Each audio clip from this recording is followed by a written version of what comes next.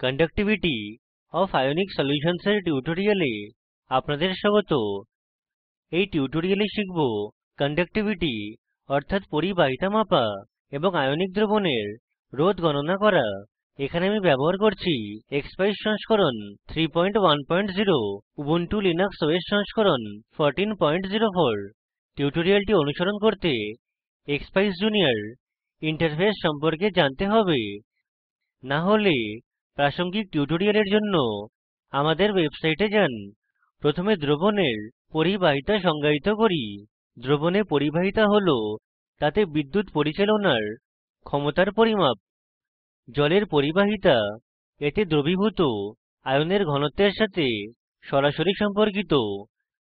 এখন কলের জলের পরিবাহিতা প্রদর্শন করব। আমি সার্কিট সংযোগ ব্যাখ্যা করব। A1 সাইনের সাথে জোড়া হয়েছে।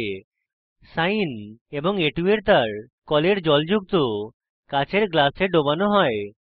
10K রোধ A2 এবং গ্রাউন্ডের মাঝে জোড়া হয়েছে। এটি হল সার্কিট ডায়াগ্রাম। এখন প্লট উইন্ডোতে ফলাফল দেখি। প্লট উইন্ডোতে A1 এ টিপে ch1 পর্যন্ত টানুন। A1 ch1 এ নির্ধারিত করা হয়। A2 তে টিপে ch2 পর্যন্ত টানুন। A2 ch2 তে নির্ধারিত করা হয়। তরঙ্গ সমন্বয় করতে msec/div স্লাইডার সরান। দুটি সাইন তরঙ্গ তৈরী হয়। কালো ট্রেস হল মূল সাইন তরঙ্গ, লাল ট্রেস কলের জলের পরিবাহিতা। ch1 এ টিপে ফিট পর্যন্ত ড্রেগ করুন। ch2 তে টিপে ফিট পর্যন্ত ড্রেগ করুন। উইন্ডোর ডান পাশে ভোল্টেজ এবং কম্পাঙ্কের ভ্যালু দেখুন।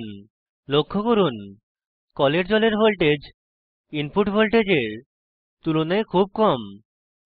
ভোল্টেজ এবং ডিগ্রিতে ফেজ ডিফারেন্স দেখতে ch1 এ ডান ক্লিক করুন। এখন কপার সালফেট দ্রবণের পরিবাহিতা পরিমাপ করব। দ্রব বানাতে 100 ml জলে 1 চামচ কপার সালফেট দ্রবীভূত হয়। একই কানেকশনে সাইন এবং A2 এর তার কপার সালফেট দ্রবণে ডোবানো হয়। প্লট উইন্ডোতে আমরা পরিবাহিতা কার্ভ দেখতে পারি। লাল ট্রেস কপার সালফেট দ্রবণের পরিবাহিতা। বর্ধিত পরিবাহিতা দ্রবণে উপস্থিত কপার এবং সালফেট আয়নের জন্য। ডানদিকে ভোল্টেজ এবং কম্পাঙ্কের ভ্যালু দেখুন। ভোল্টেজ এবং ফেজ ডিফারেন্স এর ভ্যালু দেখতে ch1 এ ডান ক্লিক করুন।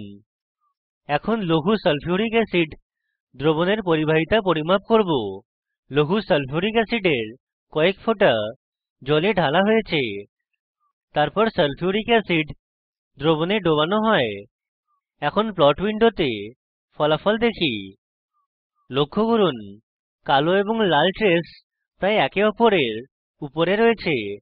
লঘু সালফিউরিক অ্যাসিডের কয়েক ফোঁটা যোগ করলে কলের জলের পরিবাহিতা বৃদ্ধি পায়। ডানদিকে ভোল্টেজ এবং কম্পাঙ্কের ভ্যালু দেখুন। ভোল্টেজ এবং ডিগ্রিতে ফেজ ডিফারেন্সের ভ্যালু দেখতে ch1 এ ডান ক্লিক করুন। আমরা লঘু পটাসিয়াম হাইড্রক্সাইড দ্রবণের পরিবাহিতা পরিমাপ করব। লঘু পটাসিয়াম হাইড্রক্সাইড দ্রবণের কয়েক ফোঁটা কলের জলে দেই। এখানে দেখি যে কালো এবং লাল ট্রেস প্রায় একে অপরের উপরে রয়েছে।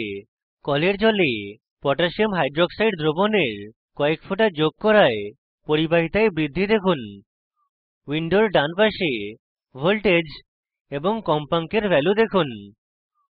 ভোল্টেজ এবং ডিগ্রিতে ফেজ ডিফারেন্সের ভ্যালু দেখতে ch1 এ ডান ক্লিক করুন। ভোল্টেজ ভ্যালু ব্যবহার করে আয়নিক দ্রবণের রোধ গণনা করেছি এবং ফলাফল শ্রেণীবদ্ধ করেছি। কলের জলের রোধের ভ্যালু হল 77 কিলো ওহম। কপার সালফেট দ্রবণের রোধের ভ্যালু হল 12 কিলো ওহম।